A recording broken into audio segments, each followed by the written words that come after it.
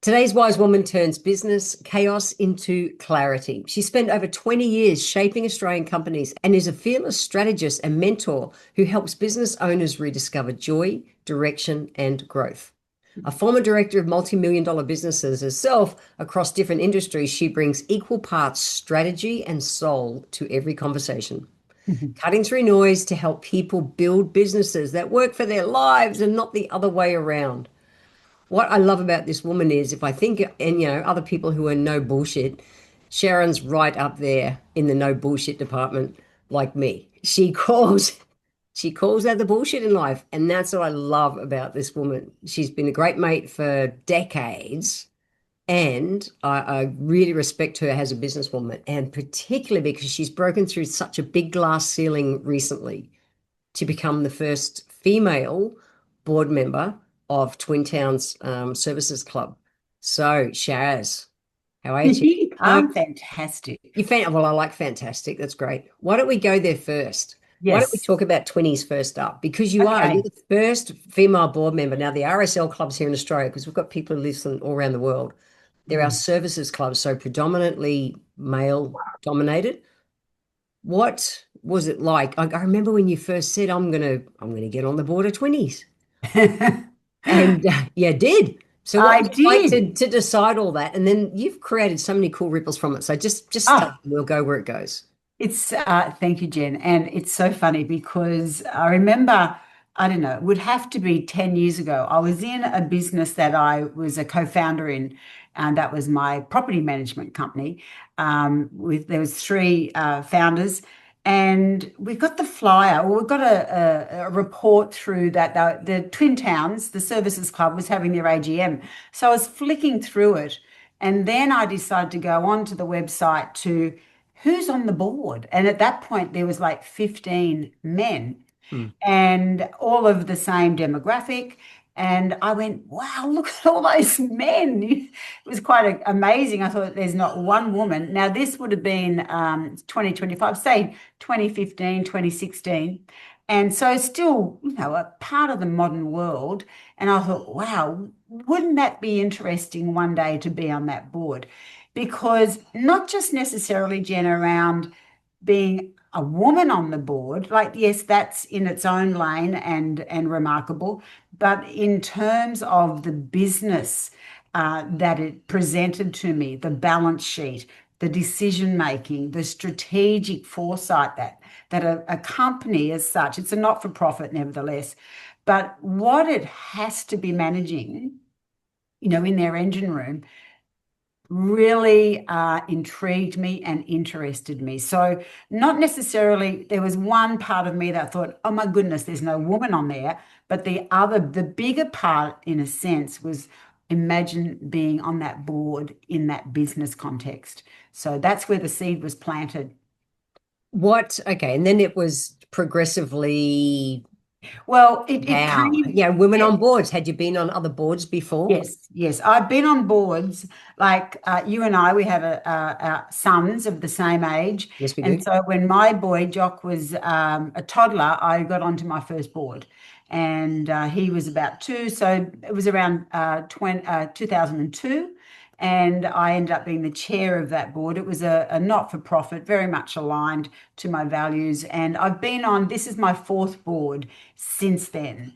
And I love the high level thinking, the strategic thinking you have to do, because essentially being on a board is about governance and ensuring that there's a future. And then all the other bits that can come with it. But they're the two top notes of being on a board that I enjoy. Can women do a course to learn how to be on boards? Is that a thing? Absolutely. Yeah. Yeah. Particularly these days, there's been a Nowadays, big yeah. drive. Yeah. Big drive for at least 10 years, maybe longer. There's women on boards, but the AICD, the Australian Institute of Company Directors, they host wonderful facilitations, intense board training, and it really does peel everything back so you can see the level of responsibility a board director has, and that will either scare you away or make you sign up quicker. Depends. So yes, lots of training, but you don't necessarily need that, Jen, to be on a board. If you've got curiosity, a passion, and you're interested in that organization and its longevity, well, you're up for the job. Right. Cool. And since you've been, there's now another woman on the board, I believe. Yes, yes, my You broke the dearest ceiling colleague. and then you've brought someone Yep, else. yep. And she's an Indigenous woman, so it's even, Nice. equally, a first. And her and I'm so glad she's there, really, because we just get each other, and we do think differently. We do think Mm, differently to the rest of them, and we're great colleagues and great allies. And I really value her, and I know she really values me, and we bounce off each other a lot. We also have, just for your interest, a charity which is called the Twin Towns Foundation, and she's now the deputy chair of that. So she's got a whole charitable arm to be looking after as well. nice. I love that Mm, so much. So mm, it is a male dominated arena mm. traditionally. Yes. How do you, right from the start, when you first started with them, even to now, how do you hold ground, with strength and grace? Mm. Because Look, the RSLs I'd been involved with were old boys clubs, yes. very much that Well, kind of thinking in the past. and I'll be clear here too, Jen. We are not an RSL. Mm, Um, I can't give you the clarity of the specific time when there was a breakaway, but it was some time ago that clubs throughout the state of New South Wales, mhm. uh, they broke away from being an RSL club. Some stayed. You'll find a lot of regionals, really Right, small country towns are still an RSL club. We are a services club. We have our sub branch within the premises, but we do not operate as an RSL. So there is a distinction there. Nevertheless, it's still made up of the same ilk as such, and I think it was very. I felt initially quite uh, overwhelmed, is a bit too strong, but I was hesitant, nervous. That mm, very first few several board meetings, really. But when you're in a board of a company of such size, and it goes across the board for any committee, really, as such, if they're run properly, you've got standing orders that you adhere to. And so they are the rules. That's the manager of the board meeting. And so a board, and then it's up to the chair, of course, to ensure that we follow those standing orders and have process. And so that's the that like, it's interesting. I've been a rebel all my life, fighting against rules, but rules are important because within some rules, within maybe all rules, you can have a voice. mm.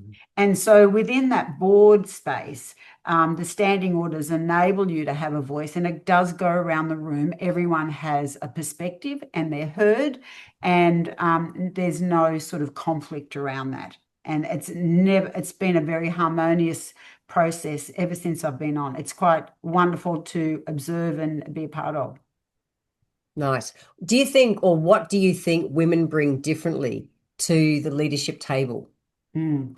Um, I think I've thought about this because, like, we are different. I think it can be more collaborative, and I think it can be more empathetic. I think because they're looking through things with a different lens, they ask different questions. And so, and often I find a willingness to go a bit deeper than the surface level questions. And I think that then brings a more wholesome perspective. Nice. Mm. So we're the same age. We're both Yeah. 64. And I know you've been the rah-rah businesswoman in the past, out there to climb and conquer and do all those things. Mm. Welcome to these years, our 60s. Yes. How has, just changing subject a bit, although, Yeah. 20s is kind of same but different. Yep. Yep. How is your ambition? Like, where have you shifted? You've reached that level within Twin Mm. Towns, and I know you choose to move through it. But even within your own business and businesses you're working with, like, Where are you in your crone years now? Yeah. Where's your ambition and where are you going, Shaz? Yeah. It's so wonderful to get to hear and go, oh my goodness, what do I want to do? Is it still the same? Is it different? Do I want to pull back? And the answer is no, I do not want to pull back. And I was speaking to someone just recently, and they said that oftentimes women at this stage, between 60s and 80s, their age group, are more productive than their Yeah. whole life. And I went, oh my God, that explains a bit. So back to your point, I have been driven, I have been ambitious, and it's like I had something to prove, not just to others, but certainly to myself. Did not ever feel quite good enough or smart enough, or all of those enoughs. And so that drivenness got me here because it took me to areas that if I didn't have it, I wouldn't have explored. As an adventurous kind of spirit, I'm always up for something groovy to do.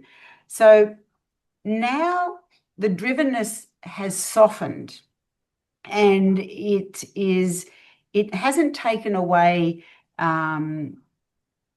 wanting more and doing more. But I think what's changed for me is that I'm not doing it with the same impetus, the same thrust. It's being kinder. It's being a bit softer to myself, and ensuring that my wellness and well-being is cared for. And in saying that, doesn't mean I don't get still very busy times where I just have to make sure I'm being managed well. But it's like, bring it on still. So, I find extraordinary, but I'm What? glad about it. So, are you still trying to prove with your driven, are you in business and life and stuff? Mm, mm. Are you driven to prove yourself anymore? Where you said before, part of it was you felt like you needed to prove yourself. Do you Yes, think yes. is that still a driver? No, thankfully. I think the only piece of that could still be driving me is what else can I do? But it's with a curiosity that's much softer. What else would I love to do in Mm. this world while I'm here? Versus, right, I'll do this and then I'll do that, and then XYZ will happen, and then I'll do that. Yeah. Like the steps, truly the project management and the goal setting was extraordinary. And in truth, probably burnt me out because I was so fixated. Whereas now there's more curiosity, which I think is gentler. And it's like, look, I've still got energy, I've still got courage, I've still got pizzazz, personality, and I can speak and I can hold a voice. I've got my values quite clear, very clear. And so where can that lead me? Anywhere. Anywhere, anywhere. Hey, what is within that? Mm. What does the love enough look like? Mm.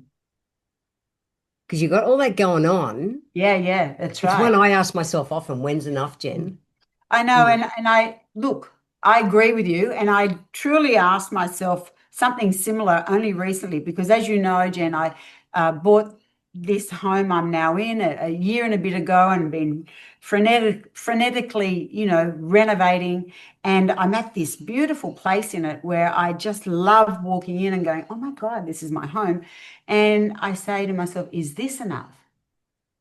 Is this enough? And so it's a really good question. I don't know if I can give it its justice. Enough is feeling content when I walk in the door of my home, walking out into my garden, seeing the sunset on my veranda. Is that enough? That's probably not enough. It might be enough in that moment, but is it enough to get me up the next day? Because enough also is, what can I be doing for my community? Is there people that I can help and support philanthropically or introduce or, like, is that enough? So there's enough might have silos attached to it. Nice. Because a lot of women or a lot of people think that our crone years means slowing down and fading away. Mm. And I see you just groundedly, where I'm like cranking up faster and faster and faster. I feel like I see you super steady, definitely nowhere near Oh, fading that's away, nice. but Yeah, no. doing it in Yeah. your way. Yes. And I think that's a really lovely uh, a statement there, Jen, because back in the day, 10, 20 years ago, whatever, 30 years ago, I wasn't sure of my way. So I did every way. Was Hmm. it that way? Was it this way? Oh, yes. No, you build a mansion on a hill with lots of acres and then you get there and go, oh, that's not my way, etc., etc. So my way is I'm much more at home with that now because I do know I want to walk into a home I feel happy with. Um, and I know that's a gift because not everyone can have that, but I can walk into my home and feel at home, relaxed, safe. I can see beauty around me. I can walk in my garden. My rose bush is got a rose that came out just today. Like that's my way. Hmm. So it's the smaller things that I'm needing to, this is me talking to myself, to remember it's not all about what's going on out there and what I can do and accomplish and continue to achieve. It's also about these moments at home, because sometimes that's where I find my biggest devil could be is when I'm at home. It's like, you conjure up all sorts of things. We can. We can. So amongst your home and amongst your life of the day, what do you do? What are your daily practices to stay grounded Yeah. at this time in your life compared to the past? You've been the Yes. big personal development chick. You've done the Yep. trek everywhere in the world. You've conquered everything. Well, not everything, but you've conquered a Yeah, lot. yeah, I've conquered a lot. What do you don't go conquering those things nowadays. What do you do to stay grounded? Yes, well, I love the 4 a.m. You know how there's that 5 a.m. club? I Yeah, love 4 a.m. you're like because a crazy surfer like us. We do four, but that's to go surfing. well, to me, the world's quiet. Hmm. Not even the birds are up, and I love that because where this house is it's very noisy for birds, which is beautiful. But it's like, my God, birds, chill out. So 4 a.m., 4 to 4:30, that is I love that space. And I get up and I meditate. And that's when I have my quiet time. And that really grounds me. Presently I've got two dogs and so I've got to get them out of the house early. And I love being in their space and seeing them, frolic around and have their time out. So definitely meditation early in the quietness of the planet when the stars are sparkling, and if they are, and then movement. At the moment, it's with the dogs. I'm not really doing much physically, which I'm about to be again, and then back home for a cuppa and journaling. Like that candle just chill. And I know that not everyone can put that in. And when Jock was younger, that was certainly not something I could do. But now it's so important that base level grounding and anchoring. Like, oh, how do you know you're not grounded and leveled? What does your day run like? Oh, well, my mind, the brain, the good old Yeah. brain that keeps us moving, it gets a little bit incessant. It starts the cogs churning, and depending on what story I'm prepared to buy into, it'll deliver whatever. But no, that when I start with those grounding sequences of exercises, it just calms the whole system. Mm. And I certainly know it. I call it wired. I know when I'm wired, and that's when I know, oh, when did I meditate? Was it yesterday, the day before? Oh, God, it was 3 days ago. So hence why I can get a little bit internally churned. Okay. I'm curious, what have you had to let go of Mm. to get to here in life?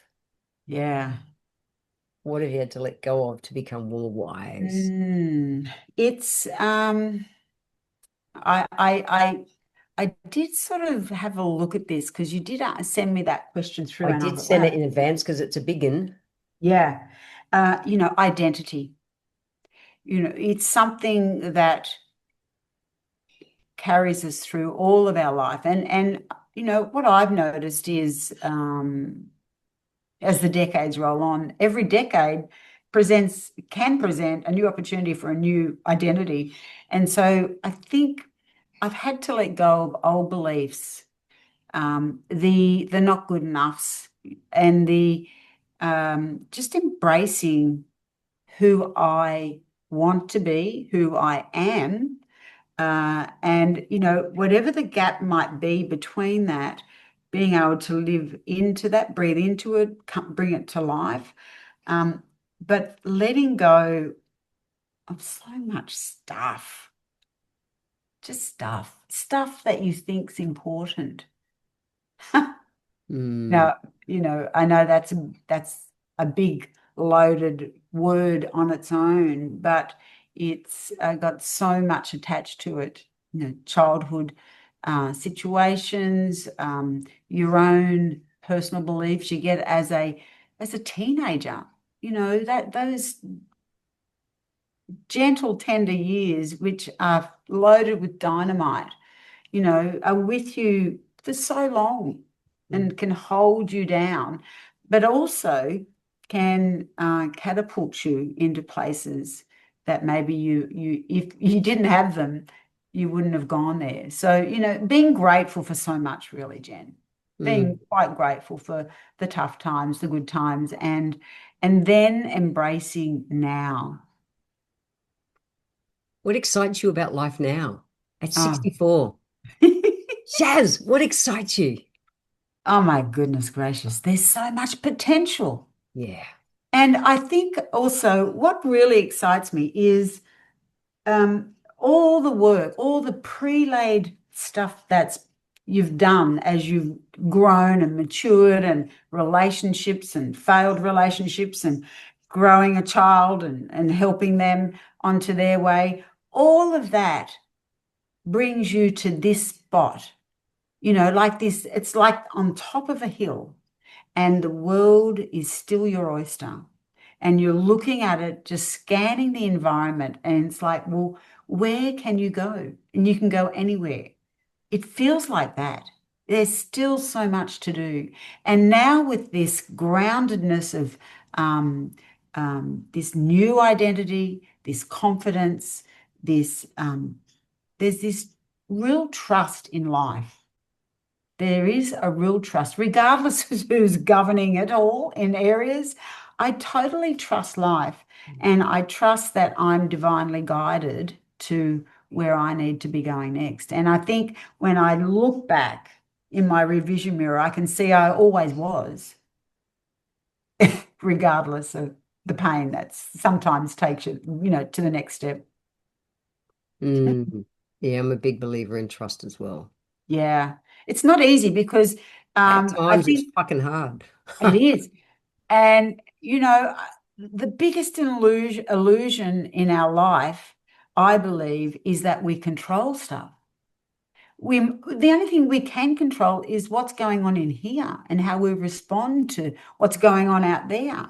And so once I realized I had no control, that was the biggest opening of a gateway for me. I just went, oh, I could breathe. I could really exhale and go, oh, that's right. If I just trust that the sun will come up, I will breathe air, my heart will keep pumping, an opportunity will come, I will grow, and, painfully or not, trusting that life will give what it's meant to give. And I will be willing enough to accept that. Nice. Nice. Takes a while to get to it, crazy. Right. It's big stuff. I It get it. is. It's Yeah. huge where we're at. Yeah. Yeah, I agree. That the analogy of being on a mountaintop is really cool. I really like that. You're right. It's all there. Yeah. And we can go for whatever parts we want. We And Jen, choose. look, you know, because I told you several years ago, I was not in this space.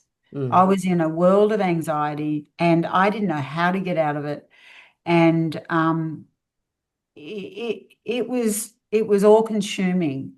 So as you know, you've got to work hard at this stuff at times. And if you want to be free and you want to live life in a way that is as it's meant to be, really, you know, as a cherished gift, you got to do the hard bits and then to realize, oh, what was I doing all that about? You know, what was all that for? Sometimes you got to do that to get to where you can trust. mm, nice. You've always been big at on doing the work on yourself to grow you. Yeah, And you've yeah, always been mentoring other women as well. yeah, Yeah. yeah, What do you, yeah. oh, go on, you go. Well, you know, I think your values are something that they are shaped over time. But you do, you know, my values have been the same for quite a while now. And, you know, they probably shifted and changed before I landed here for at least 10 to 15 years. The values that are meaningful for me are my signposts, my goals, my outcomes. It's how if I'm off track, I go back and I look at my values and I go, this is why I'm feeling like I'm feeling because I'm not doing that, Mm, or I'm not, you know, I've lost sight of that. So it's like a compass, and values. Uh, I think there's such a core thing, and so you know, to be of service, that's a value that, you know, even as a kid, I wanted to make people happy. You know, I tried to be the jokester. I wanted to see calm. I wanted to see harmony. And I think I've been looking for that and working with that my entire life in truth. And so, you know, if I can create harmony in someone's world, whether it's in a 5 minute how you doing or a 45-minute keynote, doesn't matter, because if that's what's, you know, your inspiration, that's what you'll do. And it's amazing how just you stop and ask an older crone, how's your day been? And it can make their day, yeah, agree. you know. And you know, I was at a meeting just last night, a bunch of different clubs, you know, things like darts, fishing, euchre, all that sort of stuff. Nearly every second club had a 90 plus year old in their group, in their club, and they were like the live wire of the group. Yeah. And one of them even said, those 90-year-olds, it's like they're they're just doing it. It And just gets better as we age, doesn't I it? thought, how cool is that? I Oh, want to be that. can't wait to be the cool 90-year-old. Go on, look at you bloody kids. Yeah, Exactly. 60-year-olds. Get your shit Exactly. together. I know. It was gorgeous, priceless. And that's what brings it home. This whole aging thing, it's just up Mm, here. You know, yeah. we can just keep being our wonderful light and let it shine. Mm. So what do you want to leave behind? What's going to be your Mm, legacy piece in life? yeah. You know, I think things like being on a board, if that gives one person, one woman, an interest to do that, well, that's a legacy piece. You know, if Yeah. look, truly, in my 20s and 30s, when I first got on a board in my 40s, I would never have thought I would be sitting, particularly on this board, like the balance sheets off the Richter. It's big. I would never, if I would have thought of me being on this board, I would have thought, yeah, right. You're kidding. And so it's amazing the journey that can happen. So never give up, never stop believing in something that is driving you. I've had to make decisions, particularly relationship decisions, Jen, that I didn't know why I had to make them, but there was something in me that was pushing me to make them. And I did, and I've honored it. And I see in time how that can serve you. So Mm. sometimes you're making decisions, not always with everything intact, but you've got to trust. There's that trust again, but that instinct, that intuition, that is leading you. So if my legacy can be have a go and just trust yourself, that's pretty cool. Mm. I hope. So, that's great.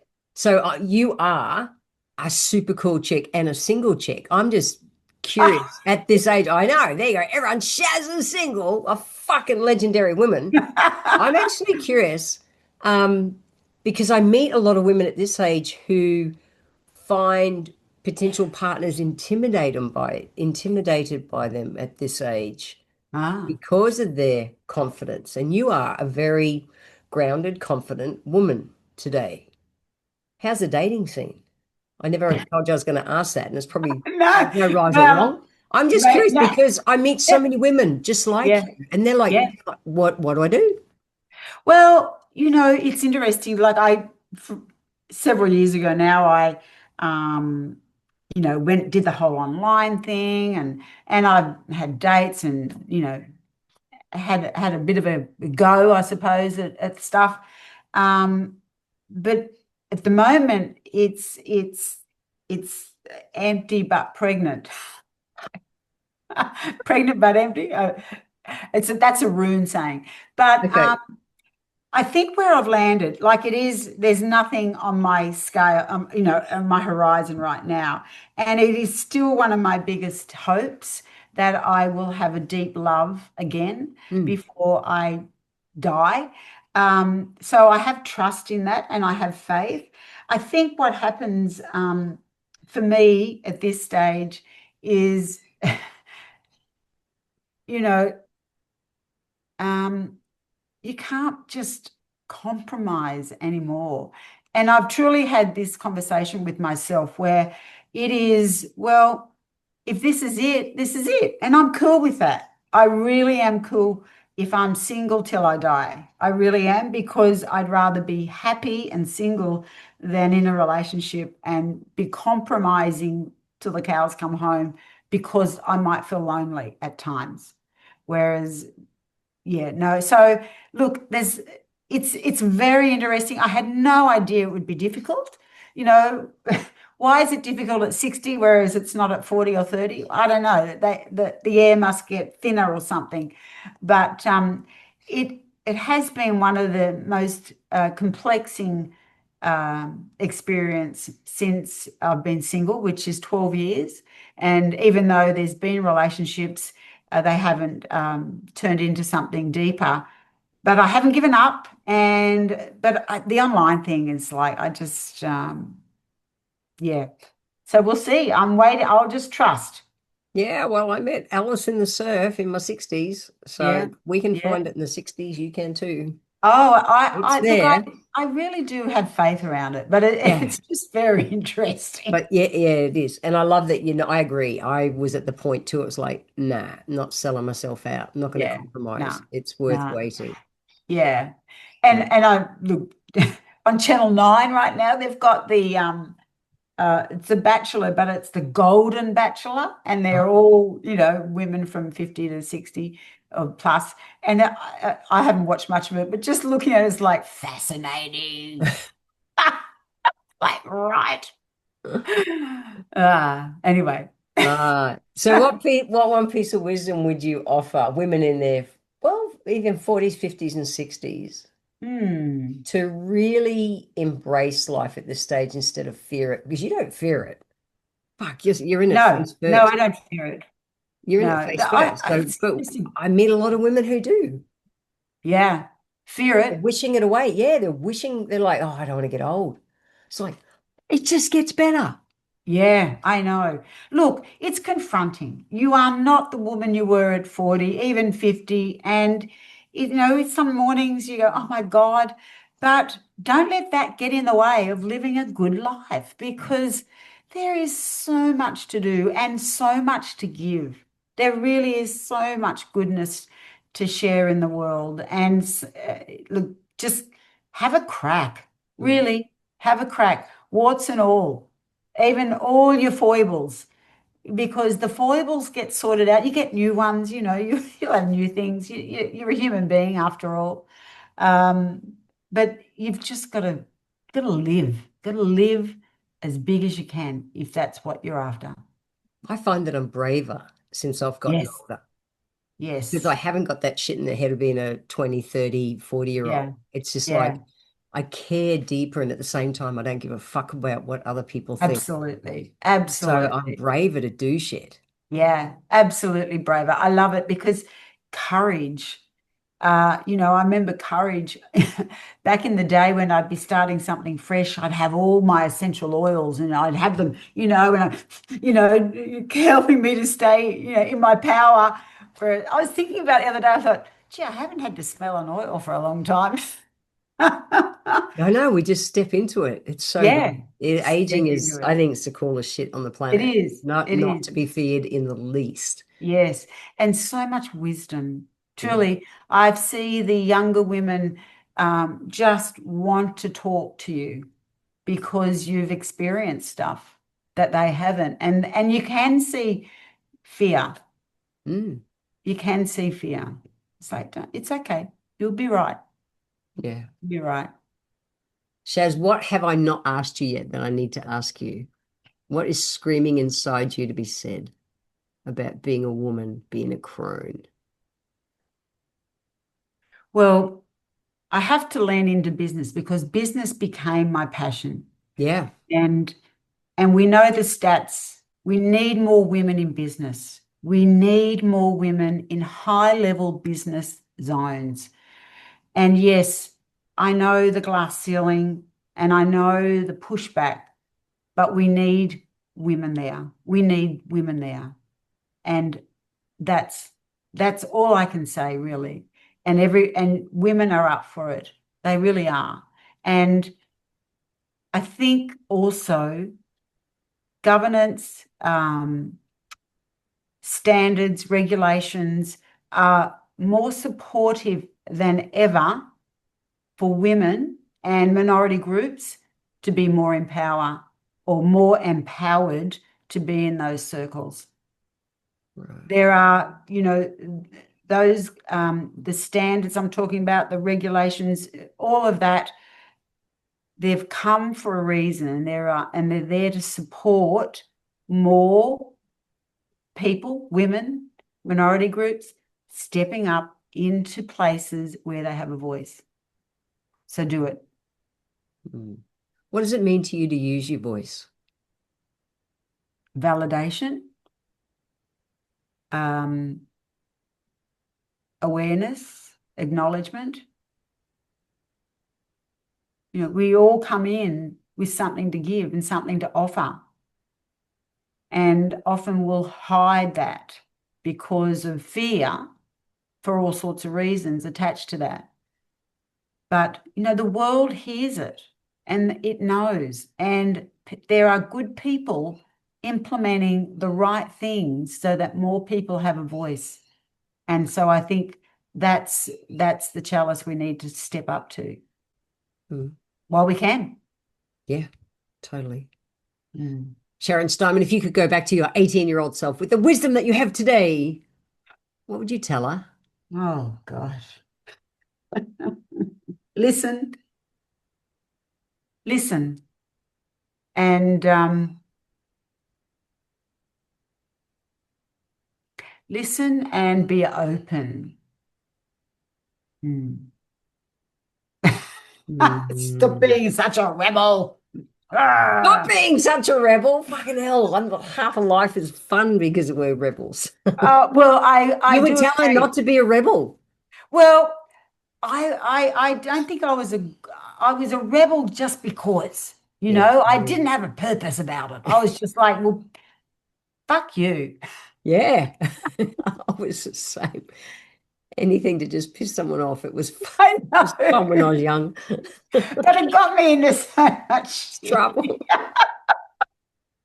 Just listen, be And open. you couldn't be the cool woman that you are today if you hadn't had the I rebel know. years. I know. I take all that on board as well. I thank everyone who put up with me and brought me up. Love it. I love you. So good to catch up with you. Yeah. Yeah, rebel. Like the world needs more rebels like you, I tell you. What a lovely honor to be sitting here doing this with you. Thank you. Wow. My It's pleasure. been of service. Yeah, look, I one of the true, really true honors of my life is that I Oh, don't get to. I've made it such an intention to talk wisdom and learn yeah. wisdom from women like yourself and all the other women on this podcast. When I Yes. started it, I don't think I got what an impact that would be on me. It's huge. Yeah. So Wow. thank you for sharing your wisdom Yeah. because I know there'll be women who are listening to this and go, I'm okay, I'm not broken. I'm going to be okay. Yeah. You're not broken. Absolutely. Yeah. So thank you for Yeah. sharing today.